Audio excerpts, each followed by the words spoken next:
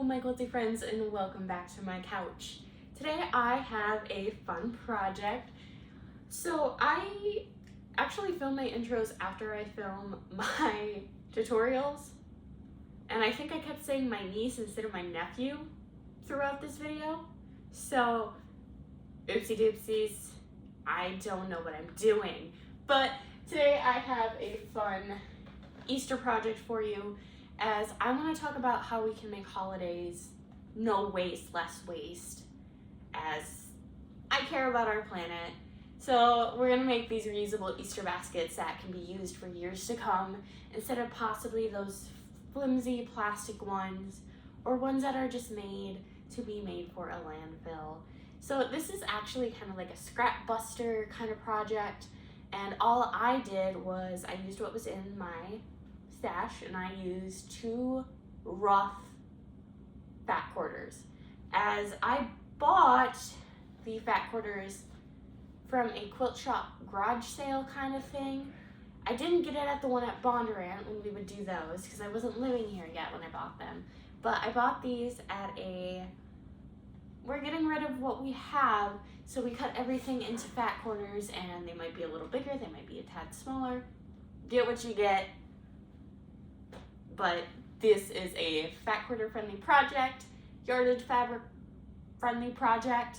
So I'm going to show you how to make these, and I'm going to be completely honest with you, this is only standing up because I have stuff in it so they fold completely flat.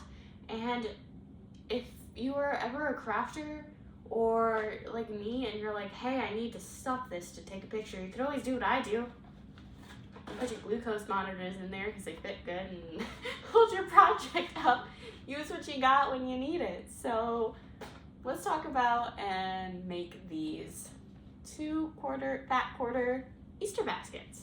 I went ahead and chose the fat quarters I'm gonna use this green solid with these adorable little Easter dinosaurs.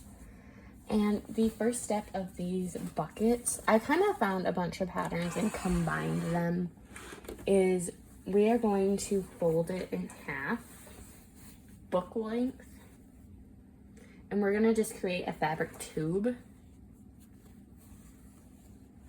And all of these seams I will be using is just gonna be that 1/4 inch. And I'm gonna do just one with you, and then I will do the other off camera because it's the exact same. But I'm just gonna create a fabric tube essentially.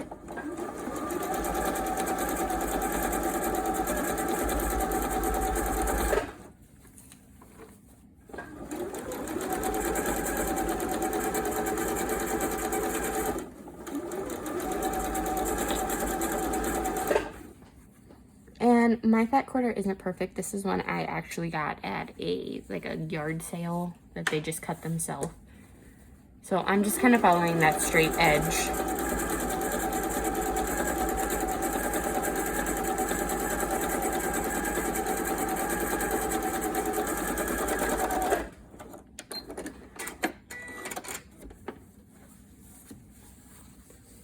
And then I'm just gonna press those seams open. But I'm gonna go ahead and get both of those pressed, sewed, and I will be back with you for the assembly. This next step is super simple. We're going to do a straight seam from here to here, from corner to corner. Scooch my machine over so we can kind of see what we're doing. And we are going to just sew.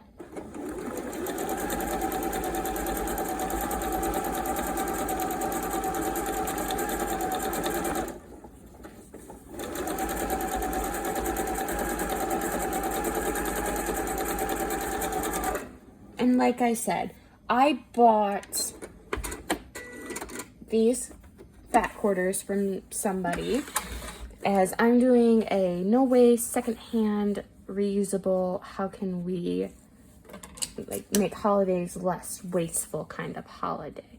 So the next step is pretty simple. Just gonna get around those corners. And then I'm going to press that seam open and show you the next step. This next step I think is honestly the hardest step, is kind of getting it to lay flat like this, so we can measure about 2 inches down from each corner, and I'm just going to kind of try and flatten this the best I can. and then just rough mark it. Just like that. And then go ahead and draw that line-ish. Straight across. Like I said, doesn't gotta be perfect. And then I'm gonna repeat that step here. Measure roughly 2 inches down. Mark it across. And then I'm gonna sew. And then I'm gonna sew it right there. And then I'm gonna clip it right there. So I will show you that. As you can see, I did those stitches, and then I'm just gonna take my scissors and trim off the excess bulk. So our next part is honestly not the hardest, but people might think it's the most difficult. And it's mostly going to be just making sure you line it up. So I want this to be the outside of my bucket. So I'm going to do that on the inside of the piece I want to be my inside of the bucket. So I'm going to line our seams up the best I can. And we want to make sure our fabrics are right sides together. And we're kind of going to make a sock puppet with our arm. Stick our arm down in there. And I have it lined up. And since I am using like an upcycle, no waste project, my ends aren't perfect because my back quarters weren't perfect. So I'm just gonna straighten this out a little bit more, trim just a tad off, maybe 1/4 of an inch, just to make sure everything is lined up. And then I'm gonna clip around and I'm gonna meet you back at my sewing machine. So I went ahead and pinned it, and I did leave an opening for, scoot that over, to turn it inside out, but we are just going to sew at that 1/4 inch around in the circle of our bucket to combine the 2 layers. There is that sewn. I'm going to now turn it right sides out. This is always the fun part when making these. It's the most difficult, like step-wise, not brain power-wise. So I'm gonna go ahead,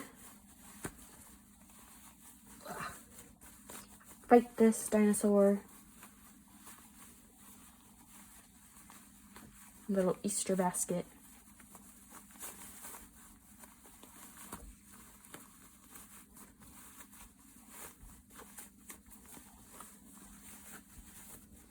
Just like that. And if I did this correctly, and I did, it's kind of gonna look like a weird tube sock with that.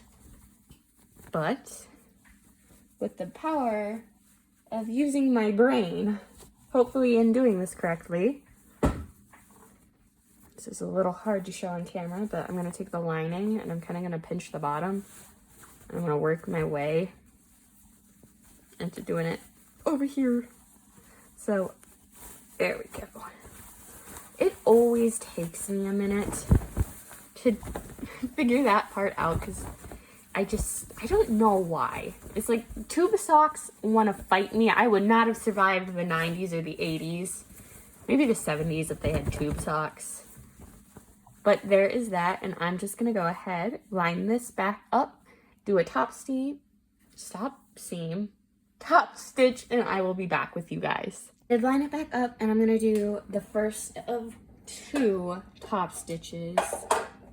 And that one is just going to be, the first one is just to seal where we flipped it, so where I have it pinned.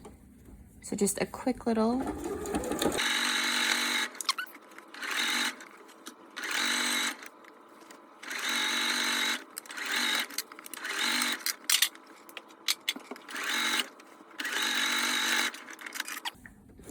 And then just to finish this, I'm gonna do another one about 1/2 inch down, so it's always fun doing these.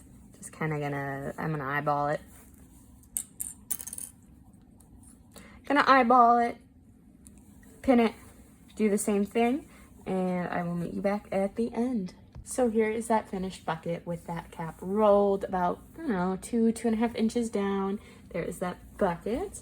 And you could totally use interfacing to make this stand up on its own. but I didn't. I made it for a infant, so it will become a play bucket, so I wasn't too worried about it, but that's definitely a step you could do. And then you can also, if you like, go ahead, and I might do a seam across this as well to keep it kind of folded. But there is that simple bucket. I'm gonna use it more than just as a bucket. I also use them as gift bags, so I will put my niece's birthday gifts in here. And that is gonna be that reusable bucket, because I want to talk more about reusable projects, how we can create less waste as sewers. So yeah, I will see you guys when I see you, and yeah, okay, bye.